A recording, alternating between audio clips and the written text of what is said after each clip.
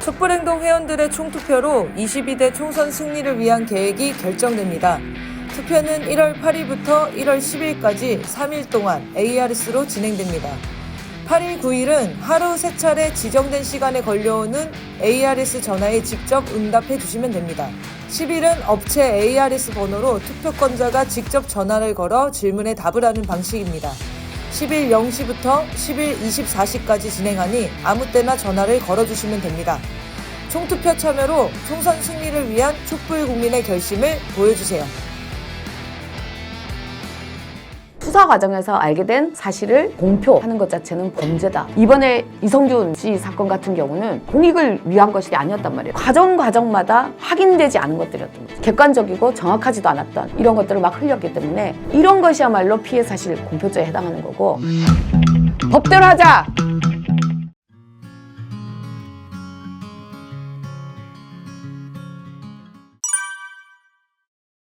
피의사실 공표죄는 형법의 공무원과 관련된 범죄 중에 하나입니다. 126조에서 공소를 제기하기 전에 직무를 수행하는 과정에서 알게 된 사실, 이런 피의사실을 공표를 하게 되면 3년 이하의 징역 또는 5년 이하의 자격정지를 하도록 법으로 정해져 있습니다. 이 공표라는 단어가 불특정한 사람에게 알려지게 한다는 걸 의미하고요. 예를 들어서 기자 한 명에게 살짝 흘렸다. 근데 그 기자가 기사를 써가지고 퍼졌다라고 했을 때 이럴 때도 공표에 해당합니다. 그렇기 때문에 검사, 경찰, 수사와 관련된 사람들, 이 직무를 통해서 알게 된, 수사 과정에서 알게 된 사실을 공표하는 것 자체는 범죄다라고 법으로 정해져 있는 거죠. 피의사실 공표죄와 관련돼서는 판례가 없습니다. 대신에 이렇게 피의사실을 공표함으로 생겨난 피의자에게 손해가 생겼을 때 민사상의 손해배상과 같은 판례는 있고요. 그 피의사실 공표와 늘 논란이 되는 거는 국민의 알 권리, 무죄 추정의 원칙, 어디에 더 무게가 실려야 되느냐라는 것으로 결국은 지금 한동훈이 하고 있는 거는 모든 거를 무조건 공표를 하는 거고요. 이 한동훈이 법무부 장관을 하기 전에는 법무부의 훈령, 이름이 뭐였냐면 형사사건의 공개금지에 관한 규정이었습니다. 그러니까 공개금지를 원칙으로 한다는 거죠. 한동훈은 이걸 뭐라고 이름을 바꿨냐면 형사사건의 공표에 관한 규정으로 바꿨습니다. 공개금지가 원칙이었는데 이제는 공표가 원칙인 것처럼 돼버린 거죠. 그렇기 때문에 사문화 됐다라고 계속 얘기를 하는 거고요. 실제로 피의사실 공표와 관련돼서 판례도 없고 지금까지 구속, 기소가 된 예도 한 번도 없습니다. 그러다 보니 검찰, 경찰, 수사기관에서 이 범죄를 두려워하지 않는 거죠. 수사기관이 수사를 통해 가지고 철저하게 사실을 밝혀내야 되는 문제들을 언론에 슬쩍 흘리는 방식으로 어떤 특정 피의자를 유죄처럼 만들어서 정말로 국민들에게 저절로 범죄자로 만들어버리는 이러한 것들이 있기 때문에 이건 굉장히 위험합니다. 위헌적인 요소가 강한 거거든요. 이번에 이성균 씨 사건 같은 경우는 사실은 그게 공익을 위한 것이다, 이런 것들이 아니었단 말이에요. 왜냐하면 과정마다 사실은 대부분 다가 확인되지 않은 것들이었던 거죠. 그래서 객관적이고 정확하지도 않았던 이런 것들을 막 흘렸기 때문에 이런 것이야말로 피해 사실 공표죄에 해당하는 거고, 법무부 산하에 있는 검찰, 행업 산하에 있는 경찰들이 자기네들이 마음대로 이 법을 무력화하고 전횡을 저지르는 위험이 있습니다.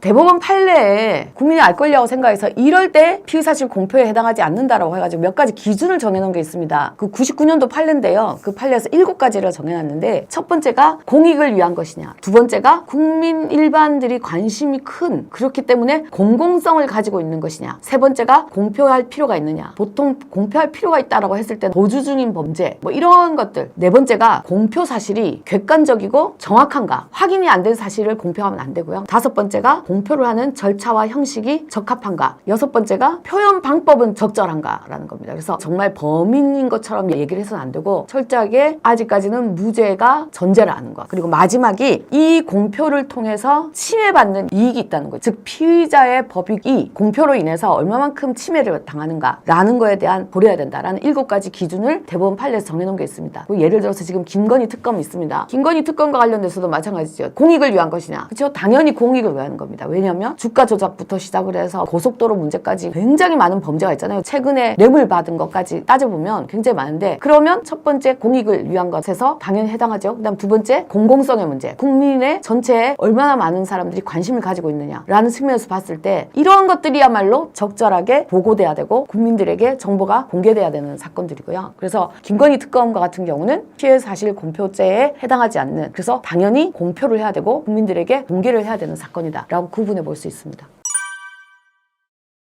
이게 문제가 많은 가장 큰 이유는 뭐냐면 법무부에서 내부적으로 훈령으로 정해놓은 것을 통해서 형법을 완전히 위반하고 있다는 거거든요. 이 행정규칙이 가지고 있는 가장 큰 문제점은 입법부가 정해놓은 법에 예외 조항을 굉장히 많이 만들어 놓는다는 거예요. 그러면 이 예외 조항을 만들지 않도록 하기 위해서는 법에서 예외 조항을 만들 수 없도록 엄격하게 규제할 필요가 있는 거죠. 12월 29일인가요? 김승원 의원이 제안을 한 형법과 형사소송법 개정안이 있습니다.